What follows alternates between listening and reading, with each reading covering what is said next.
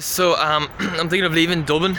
Right now living in a Dublin suburb, and do you know what I mean? I think what I don't like about Dublin is it's just so big. It's like this never-ending suburban sprawl. Do you know what I mean?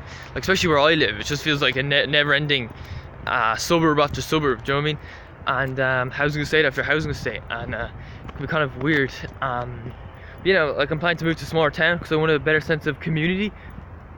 Because I live in Dublin, the capital of Ireland, and I've been living here pretty much my whole life, apart from when I went to a boarding school in Meath, which was just across the Dublin border. You know what I mean? So my sister, she lives in Galway. Now Galway is a much smaller city. It's like, I think it has a population of like 70,000, while Dublin has a population of 1 million.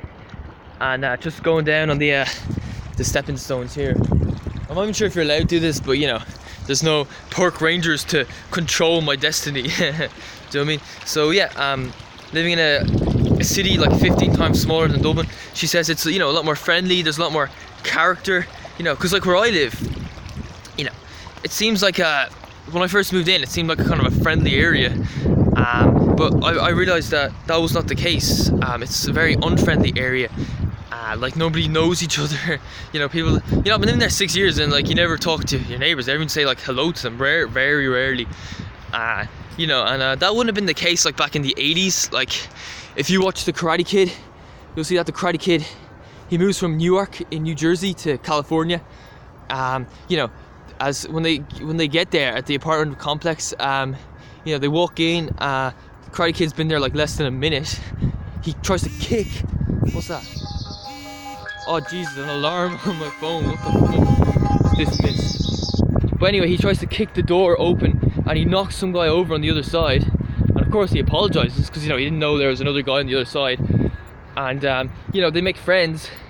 And then this guy, he invites Daniel, the Karate Kid, to a party on the beach.